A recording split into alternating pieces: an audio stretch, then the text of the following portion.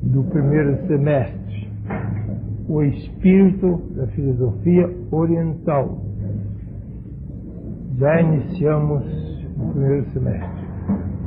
Mas não vamos mais falar do Oriente Longínquo. Vamos passar agora para o Oriente Próximo. Todos sabem que o Oriente Longínquo é a Índia, a China, o Japão. Mas o Oriente Próximo é, sobretudo, a Palestina. E na Palestina culminou maravilhosamente a filosofia, o escrito da filosofia oriental.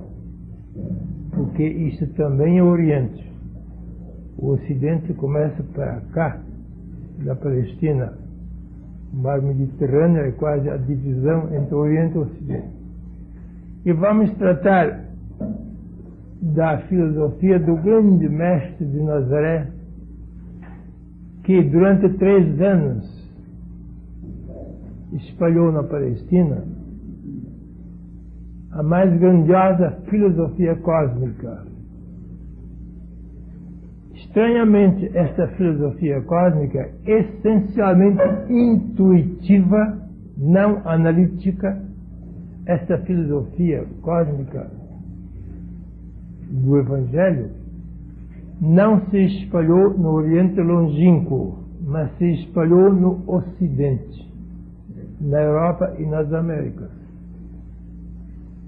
E não em forma intuitiva, mas em forma analítica. Coisa estranha, esse fenômeno.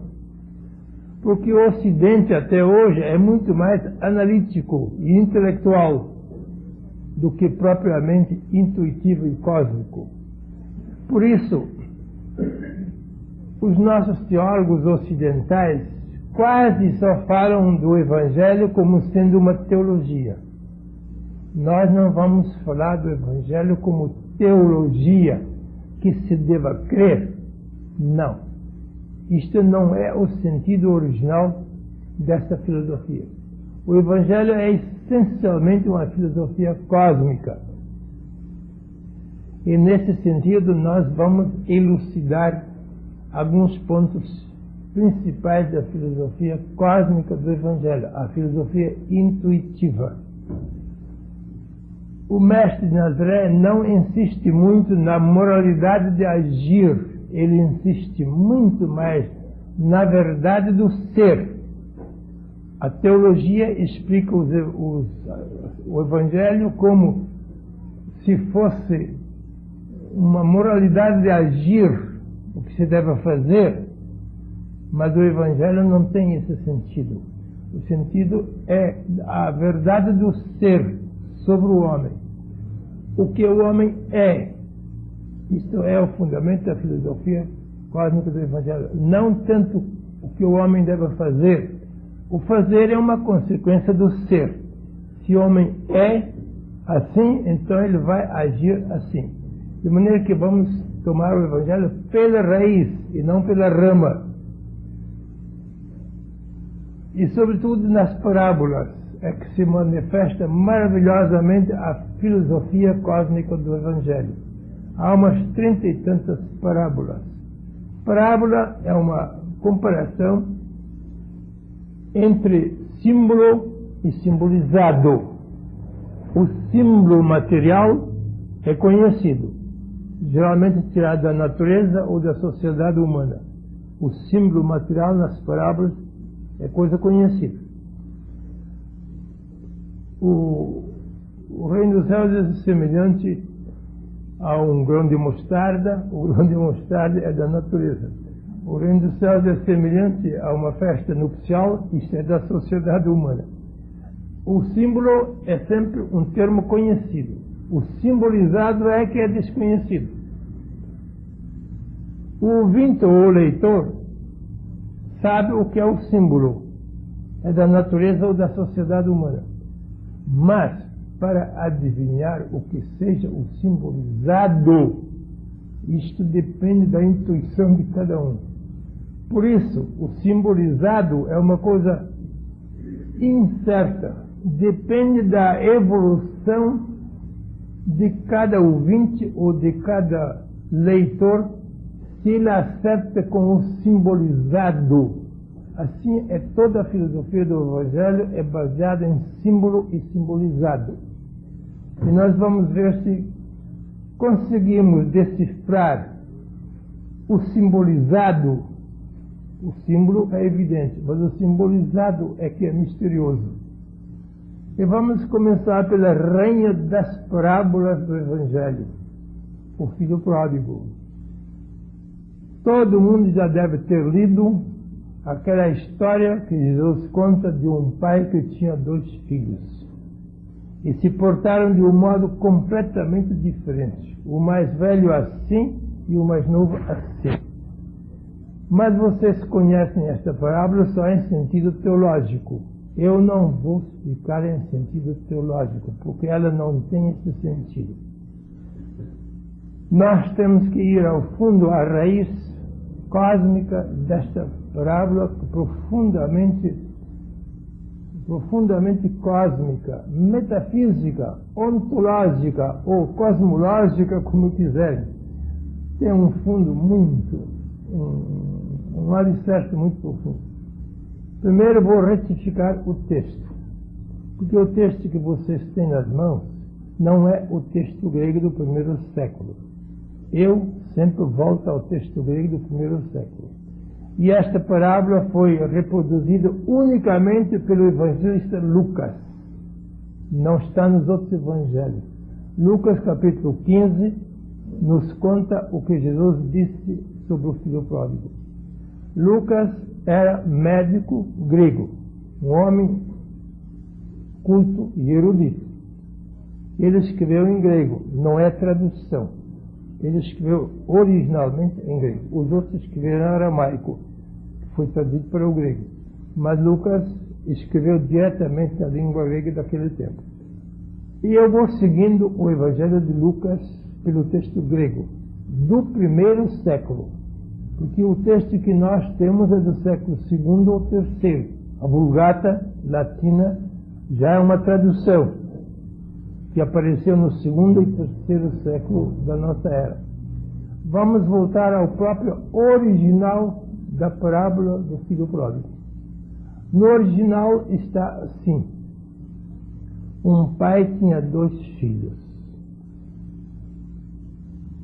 Um dia, o filho mais novo disse ao pai. Agora vem aquilo que ele disse, não aquilo que está nas vossas traduções. No grego está assim: o filho mais novo disse ao pai: Pai, concede-me a parte da natureza que me convém. Literalmente assim: Pai, concede-me a parte da minha natureza que me convém. Nas traduções está: dá-me a parte do dinheiro a que eu tenho direito. Não tem nada de dinheiro lá. A palavra não fala em dinheiro, fala na evolução da natureza humana. Dá-me a parte daquela natureza que me convém. Ele deve ter tido uns 15 anos, este jovem, que é a adolescência. Não estava mais na infância. Então ele apela para o direito de ser jovem, de ser adolescente, de portar-se como adolescente e não mais como criança. Isso é que está lá na parábola. Ele vai entrar na adolescência. Terminou a sua infância e diz: Pai, eu não quero mais ficar em casa como criança obediente que fui até agora. Eu agora quero separar-me da família, ir para uma terra longínqua, como ele foi, e ter o direito de evoluir a minha natureza humana adolescente. Isto é que ele disse. Não tem uma palavra de dinheiro lá. Pai, concede-me a parte da natureza que me convém. Isso está lá no texto grego. E o pai dividiu a vida entre os dois. No grego está a vida, bios, que não é dinheiro. E o pai dividiu a vida entre os dois, entre o filho mais velho e o filho mais novo. A parábola gira principalmente em torno do filho mais novo. O filho mais velho ficou em casa, criança. Não era criança, mas na evolução ele era criança, como se vê mais tarde. O filho mais novo deixou de ser criança e quer ser adolescente. Pai, dá-me a parte da natureza, concede-me a parte da natureza que me convém. E o pai dividiu a vida entre os dois. Não dividiu o dinheiro, dividiu o bios, a vida entre os dois. Isso está logo no princípio. Quer dizer, esta parábola trata da evolução de dois homens. Um que ficou eterna criança e outro que evoluiu rumo à adolescência e finalmente rumo à maturidade. Temos aqui infância, adolescência e maturidade. Isso está tudo na parábola, porque é pura filosofia cósmica. Então vamos representar esses diversos estágios de evolução assim. Vamos tomar primeiro a infância. O filho mais velho ficou eternamente na infância, como se vê no filme.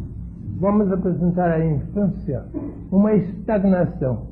Não uma infância que passa para a adolescência, isso não foi do primeiro, mas uma infância que fica eternamente na infância, na obediência ao pai, sem nenhuma iniciativa pessoal. Isso é o filho mais velho. Uma linha horizontal representa bem a estagnação infantil. Ficou no eterno infantilismo. Não passou por nenhuma evolução. O filho mais velho. Está lá no Evangelho. Você vê no fim que ele nunca evoluiu. Agora, o filho mais novo estava aqui. Fez sua evolução para baixo e para cima. A evolução rumo ao ego e rumo ao eu. Não chega depois da hora, por favor. Atrapalha muito a aula. Então temos aqui estagnação do primeiro filho mais velho. Ficou eternamente criança. Isso se vê depois na parábola.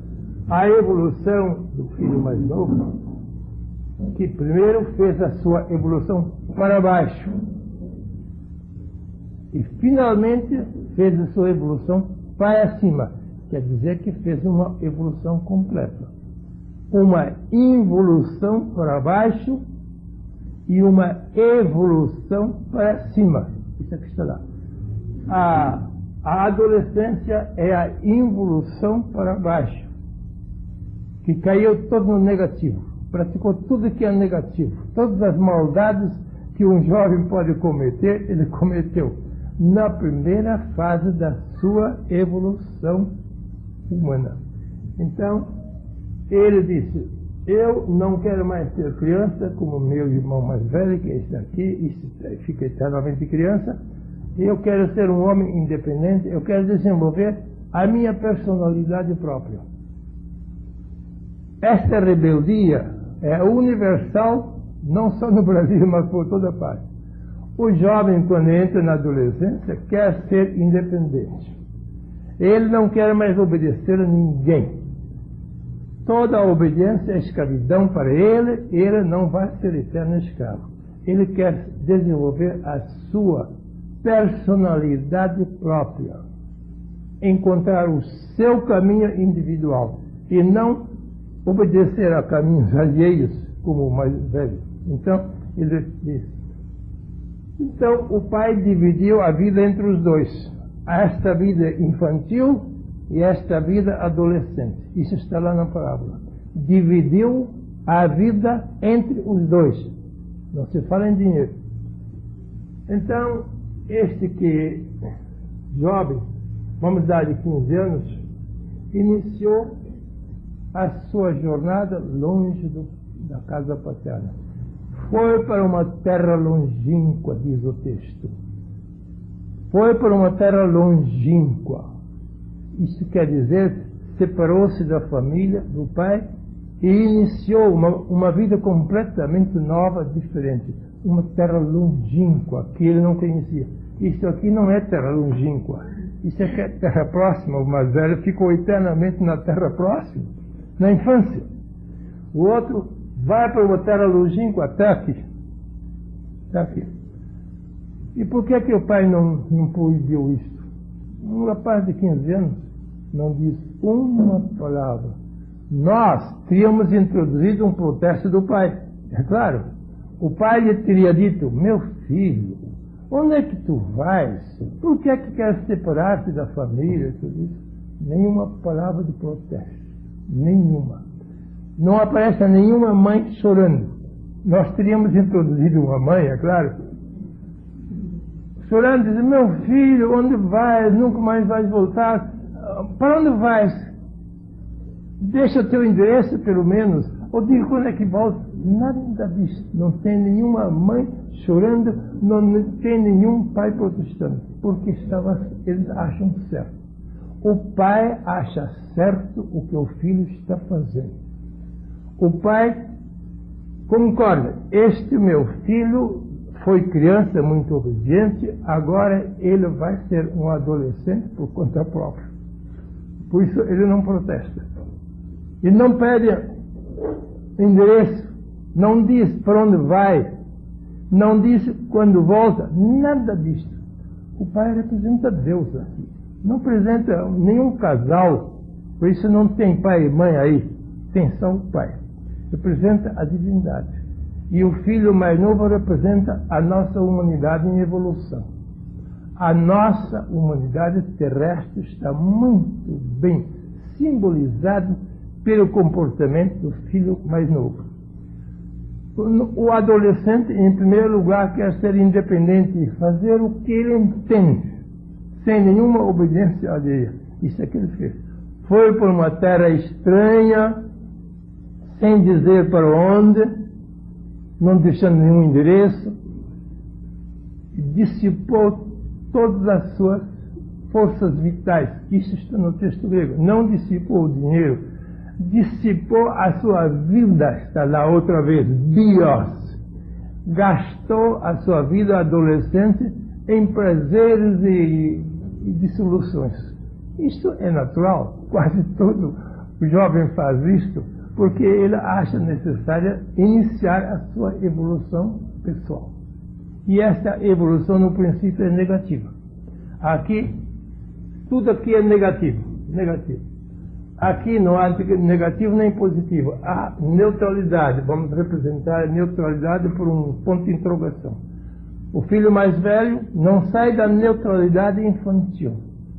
Não passa por nenhuma evolução. Nem maldade, nem bondade. Nem involução, nem evolução. O filho mais velho. Este aqui resolve fazer uma evolução. Desce para o fundo de todas as maldades até chegar aqui embaixo.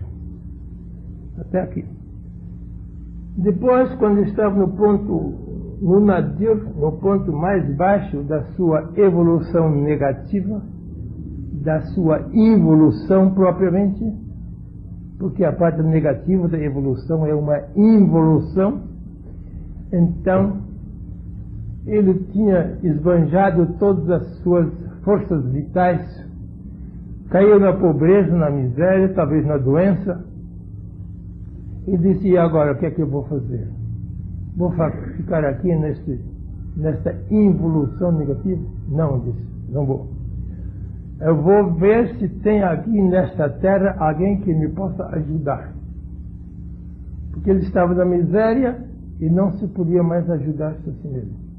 Encontrou um cidadão, diz a parábola, que morava naquela terra há muito tempo. E ele foi ter com aquele cidadão, diz: olha, eu estou na miséria. Gastei todas as minhas forças e agora não sei mais o que fazer. Tu tens serviço para mim? E disse aquele cidadão velho, aquele velho egoísta, para o novo egoísta. São dois egoístas: o velho egoísta que morava lá e o novo egoísta que lhe pede serviço. Mas o velho egoísta, cidadão daquela terra, disse: eu tenho serviço para ti.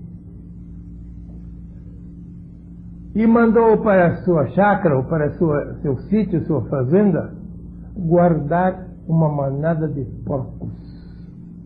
e dá-lhes cada dia a ração necessária para engordar os porcos. Isso é que está lá.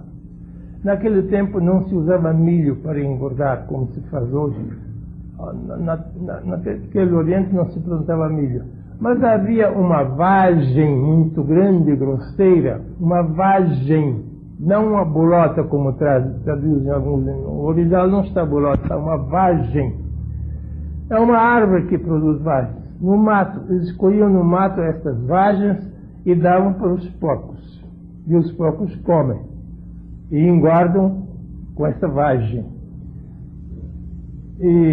Mas para comer, para nós, quase não serve. Só cozinhando bem dá para comer. É meio indigesta essa vagem. Mas crua assim não se pode comer. Para o homem não serve essa vagem. Os pobres lá na Palestina também comem essa vagem quando não tem outra coisa melhor. Mas este rapaz, que é da família muito rica, muito nobre, foi mandado para a fazenda dos porcos deste ricaço, que já morava nessa terra, para tratar os porcos.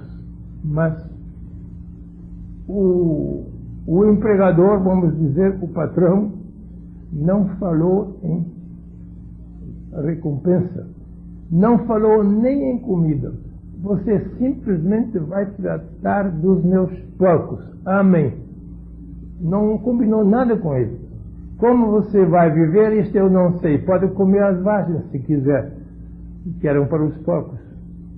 O jovem foi obrigado a ir para a fazenda daquele ricaço que morava lá, tratar dos porcos.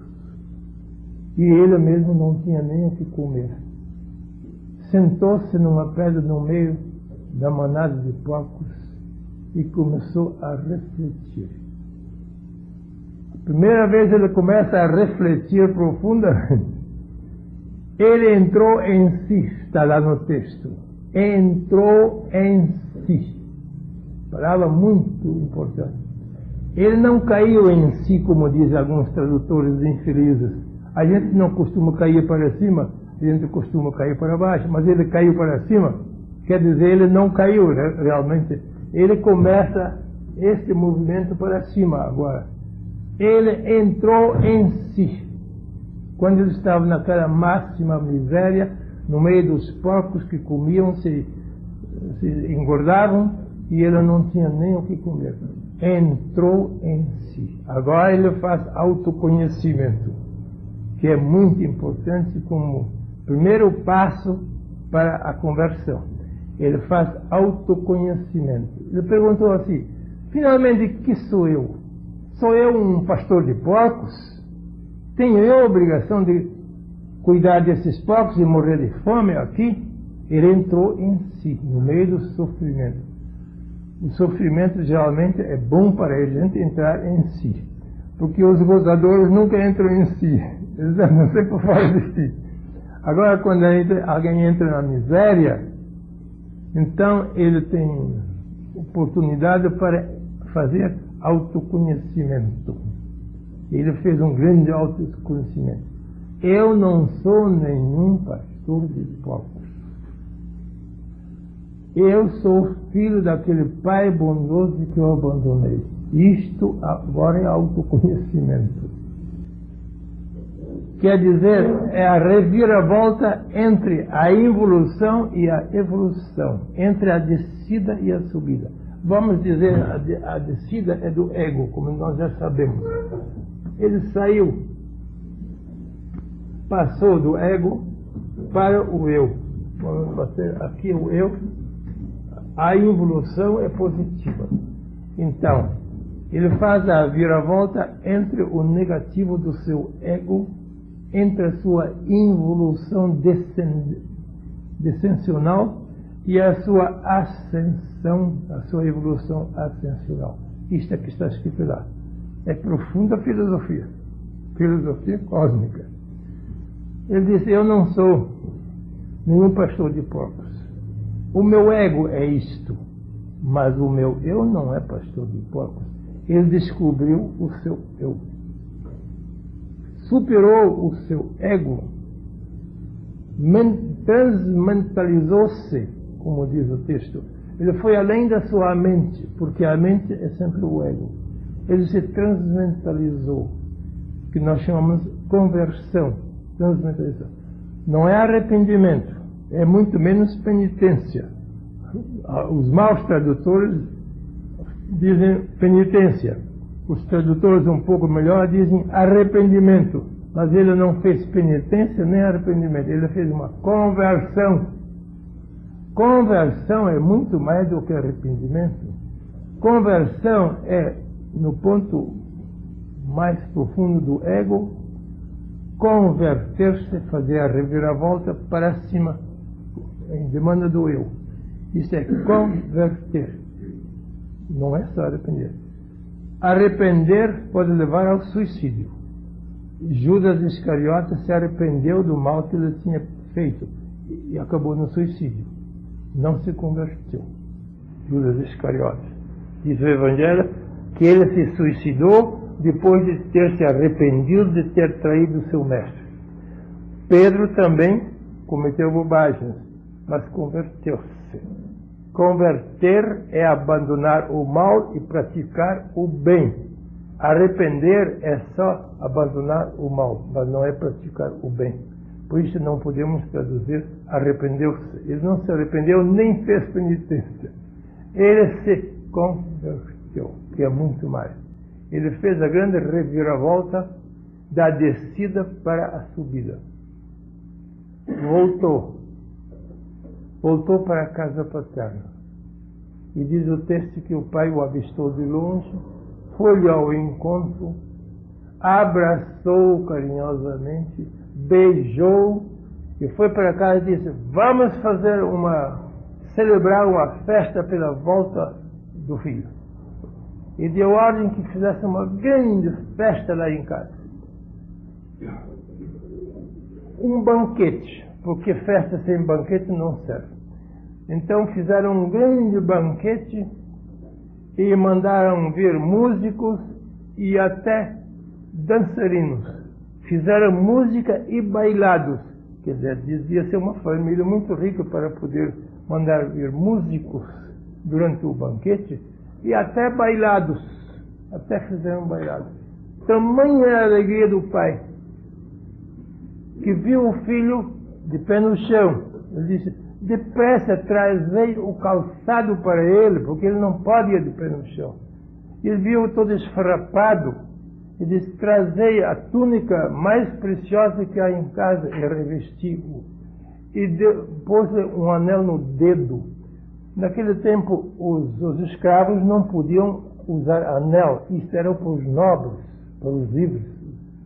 O filho podia usar anel, mas o escravo, o empregado de casa, não podia usar anel. Isso era sinal de nobreza, anel. Trazei o anel e pondo no dedo. Quer dizer, ele não é um escravo, ele não é um vagabundo, ele é meu filho.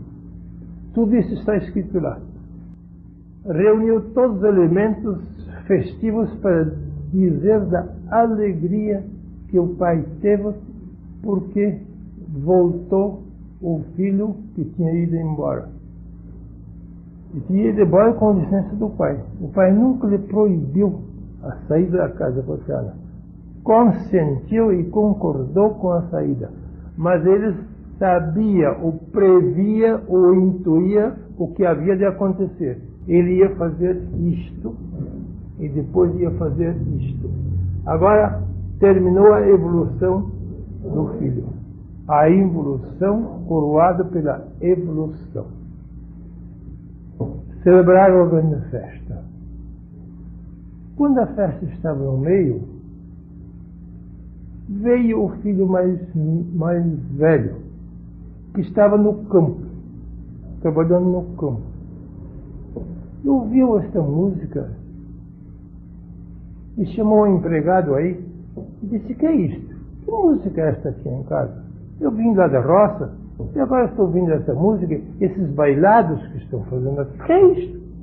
Então disse o criado: bem, teu pai mandou fazer esta festa, essa música, esses bailados, porque encontrou o seu filho vivo e de saúde e precisa celebrar. E até fez um banquete. E o outro filho mais velho não quis entrar, não tomou parte na festa. Protestou contra tudo. Não entrou. Mandou chamar o pai. O pai teve que ir para fora da sala para falar com o filho mais velho. O filho mais velho disse: meu pai, que é isto? Esse teu filho fez todas as tripulias lá fora e tu lhe fazes esta festança aqui. Esse teu filho, ele disse, ele nunca diz meu irmão. Isso é muito importante ver. Não está lá meu irmão, porque ele não se reconhece como irmão daquele outro. Não havia mais afinidade entre eles. Entre ele, a eterna criança fossilizada aqui, e o homem de alta evolução humana não tem mais semelhança, não tem mais afinidade. Ele nunca diz meu irmão, ele sempre diz esse teu filho. Fez todas essas bobagens lá fora e agora ele voltou e tu lhe faz uma festa desse tamanho. A mim nunca fizeste nada disso. Nunca me deste nem sequer um cabrito para eu celebrar um banquete com meus amigos. Ele apela até para a recompensa de um cabrito, quer ser recompensado pela sua obediência. O outro não falou em recompensa. Então o pai diz ao filho mais velho: meu filho, compreende que era necessário fazermos esta festança, porque teu irmão, o pai diz teu irmão, mas ele nunca diz meu irmão, ele só diz teu filho. Ele voltou são e salvo e nós temos que fazer isso. Aliás, diz o pai, tu queres ser recompensado? Tu dizes que eu nunca te dei nada. Se o pai tivesse distribuído o dinheiro, como a falsa tradução diz, o filho mais velho não podia ter dito eu nunca recebi nada. Muitos pensam que ele teria dividida a fortuna, metade para cá, metade para lá. Não é verdade, não se trata de dinheiro. Ele não fala, diz que nunca recebi nada. O pai diz, não é preciso receber alguma coisa. Tudo que é meu é teu. Esta palavra é muito importante. Tudo que é meu é teu. Tu não precisas de ter propriedade individual, porque o nosso chega, tu não precisa nada de teu, porque tudo que é meu é teu. Quer dizer, um homem que estagnou na infância, este rapaz estagnou na infância, é claro, ele não saiu da infância. A criança não tem senso de possessividade. A criança não diz eu preciso disto, eu preciso daquilo, não é verdade. A criança se contenta com obedecer aos pais, quando ele não é estragado. O pai diz, tudo que é nosso é teu, para que te dar propriedade individual e pessoal? Não precisa. O pai diz, mas não precisa de propriedade individual. Basta ter a nossa propriedade da família, de todos. Isto diz o pai aos homens dele. Quer dizer, aqui nessas palavras está qualificado maravilhosamente a evolução de dois homens completamente diferentes, talvez de duas humanidades. Este talvez representa uma humanidade que não está aqui na Terra. Talvez haja uma outra humanidade eternamente infantil. Talvez haja uma humanidade que não tenha passado por nenhuma evolução, que se tenha fossilizado na infância ou na infantilidade. Esse aqui representa uma humanidade realmente estagnante. Estagnou na infância, não evoluiu. Este aqui representa uma humanidade que evoluiu. Primeiro, evoluiu para baixo, ou propriamente involuiu. E, finalmente, evoluiu para cima, que é a verdadeira evolução. Completou a sua evolução. Porque, estranhamente, segundo as leis cósmicas, a evolução sempre é bipolar. Tem sempre bipolaridade. positivo e negativo é uma evolução completa. Quem não conhece o negativo não pode apreciar o positivo. Quem nunca passou pela adolescência rebelde não vai entrar na maturidade verdadeira. Agora ele entrou na maturidade.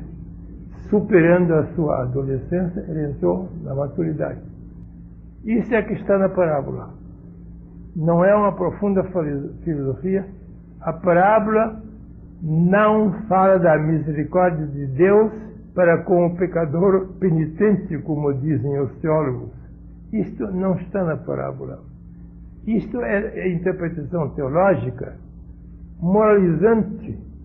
Mas as parábolas não são moralizantes. As parábolas não tratam da moralidade do agir. As parábolas tratam da verdade do ser. Aqui se trata da verdade do ser. A verdade do ser infantil e a verdade do ser adolescente e maduro. Aqui há uma evolução do ser para baixo e para cima. Aqui não há nenhuma evolução do ser. Por isso, nós vamos focalizar sempre as parábolas como sendo a verdade do ser humano e não a moralidade do seu agir. O agir é uma consequência do ser. Se alguém conhece o seu ser verdadeiro, ele age corretamente. Mas esse aqui nunca entrou na verdade do ser. Esta eterna criança fossilizada lá em casa não entrou na verdade do ser. Não entrou em nenhuma verdade. Nem se reconheceu como ser humano. Porque um ser humano não pode ser fossilizado. Não pode ser uma múmia que fica eternamente igual, que não muda nada, nem para cima nem para baixo. Isso não é evolução. Então essa parábola é uma apoteose da evolução humana, ou da estagnação aqui, que não é nossa propriamente, ou da evolução aqui. Mas como a evolução supõe uma involução, a subida completa supõe uma descida, é claro que era necessário descrever a involução para depois poder falar da evolução. Isso que eu estou dizendo está no Evangelho de Lucas, palavras do Mestre de Nazaré. Mas já está no Gênesis de Moisés. Escrevi uma vez um livro, A Nova Humanidade, onde eu trato desta evolução que está no Gênesis. O Gênesis é o primeiro livro da Bíblia do Antigo Testamento. E o Evangelho está no meio. No Gênesis já se fala de dois polos. Moisés que escreveu o Gênesis, 1500 a.C.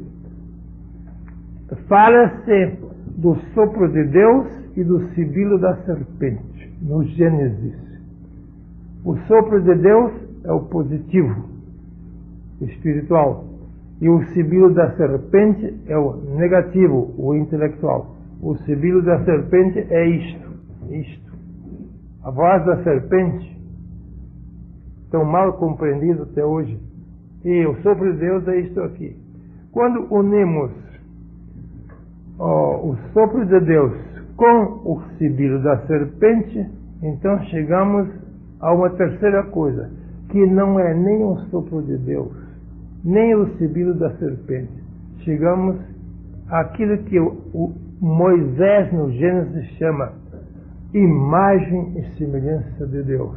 O homem plenamente evoluído. Isto ele chama imagem e semelhança de Deus. Mas a imagem e semelhança de Deus é uma evolução completa. A evolução completa não é possível com um polo. Só o sopro de Deus não é evolução. Só o sibilo da serpente não é evolução. Agora, entrando em contato o sibilo da serpente negativo e o sopro de Deus positivo, isto dá uma evolução completa. Muitos teólogos dizem Moisés nos representa Deus derrotado, porque o sopro de Deus foi derrotado pelo sibilo da serpente, segundo o Gênesis. A serpente aconselhou uma coisa contra o sopro de Deus, e os homens aceitaram o sibilo da serpente.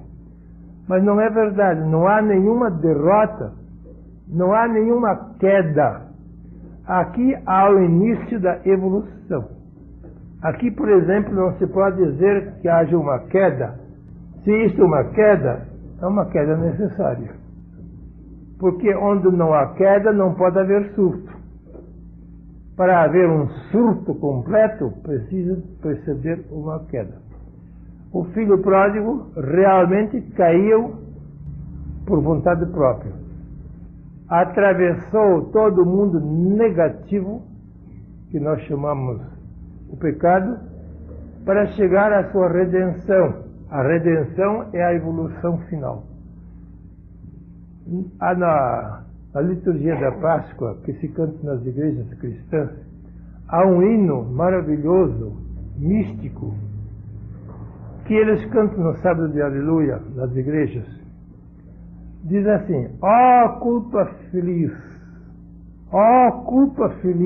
diz o hino, ó pecado de Adão realmente necessário para nos dar tão grande Redentor. Exatamente isso. Ó culpa feliz, ó pecado de Adão realmente necessário para nos dar tão grande Redentor como este aqui. O grande Redentor é a evolução completa do homem. A culpa feliz e o pecado necessário é o prelúdio, é o polo negativo preludiando o polo positivo. Tudo isso, seja o Gênesis, seja o Evangelho, seja a liturgia pascal, que fala na culpa feliz e no pecado necessário, formam uma perfeita síntese. Todos os grandes iniciados, seja Moisés, seja o Nazareno, seja o autor deste hino, que alguns atribuem a Santo Agostinho, mas eu atribuo mais a Orígenes. Orígenes é do terceiro século, porque é um hino místico. Na análise não se pode dizer que uma culpa seja feliz, uma culpa é infeliz. Não se pode falar de um pecado necessário. Na mística se pode. Na análise é uma contradição falar numa culpa feliz e num pecado necessário. Mas como as parábolas não são analíticas,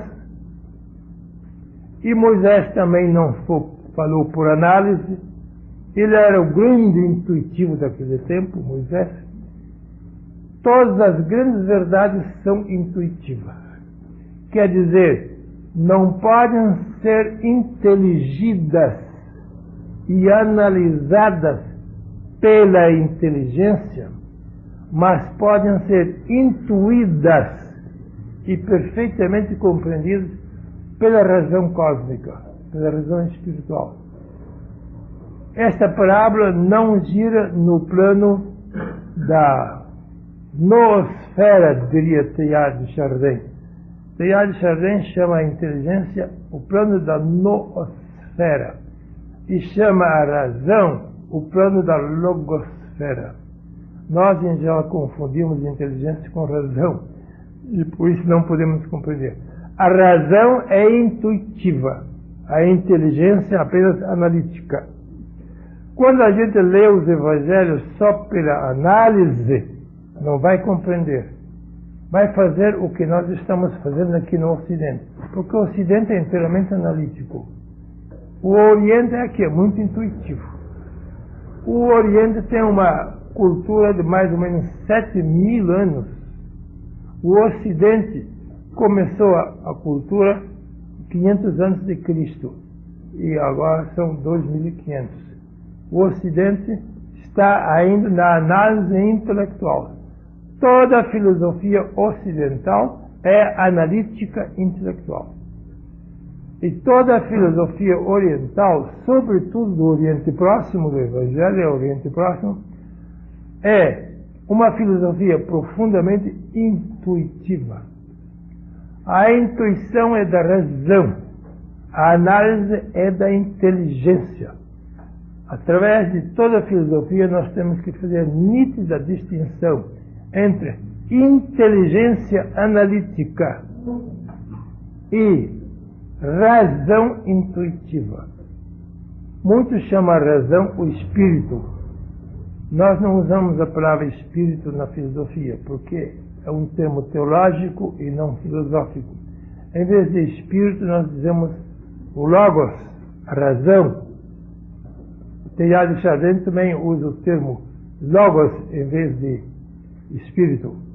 Os antigos gregos distinguiam nitidamente entre a inteligência analítica, que não vai muito longe, e a razão intuitiva, que vai muito longe. E as parábolas devem ser todas projetadas. Todas as parábolas, vamos ver ainda, no fundo da intuição racional e não na base da análise intelectual. Porque isto que o filho pródigo fez, o filho pródigo representa a nossa humanidade. Nós estamos na evolução de para baixo, por enquanto. Por enquanto nós estamos na pura inteligência aqui. Isto é invasão,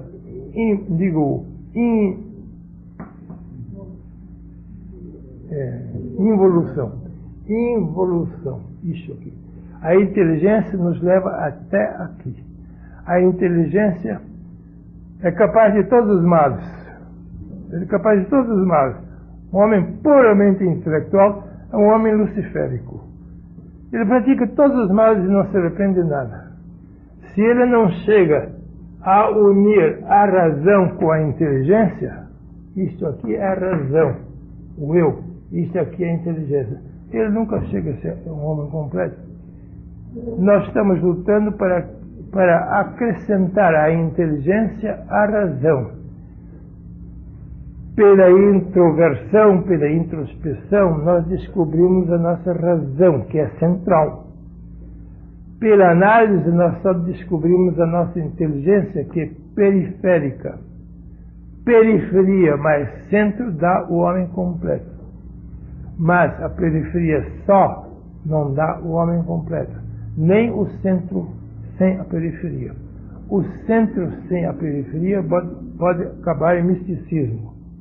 A periferia sem o centro acaba em pura profanidade. Mas, unindo o centro com a periferia, temos a figura do homem total.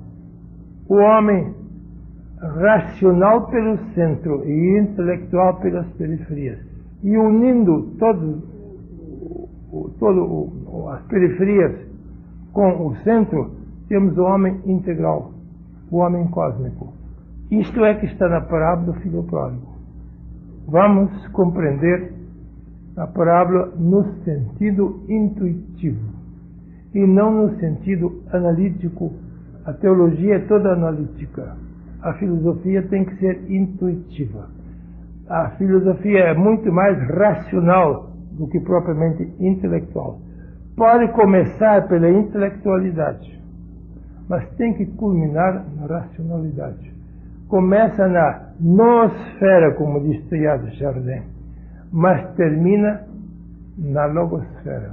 Bem, isto é a história do filho pródigo como filosofia cósmica, como filosofia intuitiva. Alguém quer fazer uma pergunta sobre isto? Diga. É o que se pode chamar autorrealização? É, claro que é autorrealização. Isso é que nós chamamos autorrealização. Isto. A autorrealização não é só da inteligência, nem só da razão, mas é das duas faculdades. A inteligência começa e a razão termina. O nós começa e o logos termina. Isso é pura autorrealização. Hoje em dia inventamos esse termo de autorrealização. Começa com autoconhecimento. O filho pródigo entrou no autoconhecimento. e termina com autorrealização. Não é nada de novo. Nós pensamos que nós inventamos a autorrealização, ela está todo no Evangelho. Isso é a palavra de autorrealização. Tem mais alguma pergunta? Diga. Na verdade, o pródigo ao retornar. Como é? Na verdade, o pródigo ao retornar, ao evoluir, ele não volta no mesmo ponto que ele estava, ele ultrapassaria esse ponto. Não pode fazer o quê? O filho pródigo ao retornar, fazer a sua evolução. Ele não retornou. Cuidado com a palavra. Ele não retornou. Ele abriu uma grande espiral. Retornar é voltar ao mesmo ponto de onde ele partiu. Sair do ego e voltar para o ego. Isso seria retornar. Ele não fez isso. Não voltou. No mesmo nível, isso seria retorno. Se ele saísse da casa paterna do ego e voltasse para a casa paterna do ego, ele teria retornado, mas ele não fez isso. Ele subiu em espiral. Subiu. Uma espiral não volta ao ponto de partida. O círculo volta ao ponto de partida, não é? Se ele tivesse voltado ao ponto de partida, teria perdido o seu tempo. Não teria realizado nenhuma evolução. Quem volta ao ponto de partida, como pensam muitos teólogos, que ele tenha voltado arrependido para a casa paterna, não é verdade. Ele não voltou para o ponto de onde ele partiu. Ele voltou para um ponto muito acima do ponto de partida. E isso é importante. Isso é uma evolução em espiral. Não uma evolução em círculo, que não é evolução nenhuma. Isso é uma rotina. Evolução em círculo não existe. Só existe evolução em espiral. É o que ele fez. Então vamos continuar a focalizar as grandes parábolas filosóficas do Evangelho, sempre sob o ponto de vista da evolução humana.